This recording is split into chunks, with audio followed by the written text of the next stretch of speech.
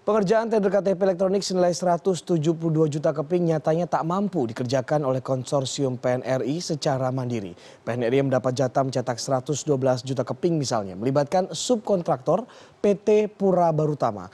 Urusan subkontraktor ini sekarang sampai ke pengadilan karena PNRI belum melunasi pembayaran ke Pura Barutama. Berikut hasil penelusuran utang piutang Perum Percetakan Negara Republik Indonesia PNRI pada subkontraktor KTP elektronik Pura Barutama.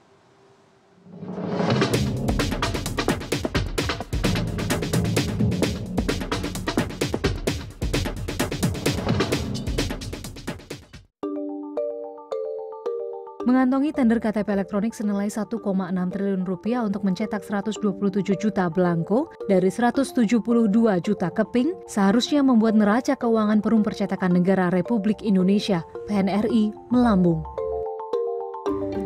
Namun justru sebaliknya, PNRI bahkan tak mampu membayar utang terhadap Pura Barutama. PT Pura Barutama mendapat subkontrak PNRI untuk mengerjakan 70 juta keping dari 120 juta keping belangko KTP elektronik yang harus diselesaikan PNRI. Perjanjian subkontrak ini diteken 20 Oktober 2011. Perusahaan dengan lebih dari 8.000 karyawan ini belum menerima pembayaran dari pekerjaan inlay, laminating, hologram, dan punching KTP elektronik. Yang 100 lebih itu sampai saat ini memang belum terbayarkan, tapi kami yakin mudah-mudahan semua akan bisa diselesaikan dengan baik karena semuanya sudah kami kami atur dengan sesuai dengan standar dan prosedur dan hukum yang berlaku. PNRI sendiri enggan diwawancarai tentang hal ini. Namun Pura Barutama menyatakan telah melakukan sejumlah mediasi. Namun PNRI memberikan jawaban yang berubah-ubah, dari belum mendapatkan pelunasan hingga uang yang disita KPK. Kementerian Dalam Negeri membantah pernyataan PNRI. Kemendagri mengaku telah melunasi pembayaran KTP elektronik. Dalam dokumen yang ada pada kita, semua kewajiban negara telah terpenuhi pembayarannya dengan dokumen. Saya sebagai kuasa pengguna anggaran sekarang tidak diwarisi hutang untuk membayar kontrak yang lama itu, berarti sudah clear pembayarannya.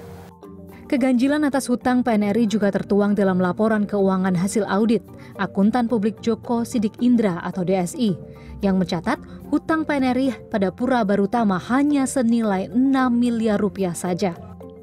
Sedangkan dalam laporan keuangan hasil audit Akuntan Publik Elia Nurlistiati dinyatakan pencatatan PNRI berubah-ubah baik dalam laporan internal maupun general ledger atau buku transaksi keuangan. Sesungguhnya perjanjian telah dilakukan kedua belah pihak yang ditandatangani oleh Direktur Utama PNRI Jafarudin Junus, Isnu Edy Wijaya, Direktur Keuangan PNRI Yuniarto. Perjanjian PNRI Minute of Meeting dengan PT Pura Barutama dilakukan pada 21 September 2011 secara lisan. Hasil pertemuan ini membuat 3 kesepakatan. Pertama, tagihan PT Pura Barutama akan dibayar PNRI tiap 2 bulan setelah tanggal tagihan. Kedua, keterlambatan pembayaran akan dikenakan bunga 1% dari nilai tagihan yang diberikan oleh PT Pura Barutama. Dan yang terakhir adalah hasil pertemuan pada 21 September 2011 ini akan dituangkan dalam perjanjian kerjasama antara PT Pura Barutama dan PNRI. Dalam lampiran laporan keuangan PNRI hasil audit akuntan publik DSI, tertulis PNRI telah membayar 672 miliar dari tagihan senilai 812 miliar rupiah. Meski dalam bagian hutang, PNRI hanya menuliskan hutang terhadap Pura Barutama senilai 6 miliar rupiah saja. Sehingga PNRI masih memiliki hutang 140 miliar rupiah di luar bunga. Hal ini sesuai gugatan Pura Barutama tertanggal 9 Desember 2014 di Pengadilan Negeri Jakarta Selatan. Meski demikian, kolom hutang laporan keuangan PNRI hanya menulis 6 miliar rupiah sebagai hutang yang belum terbayarkan.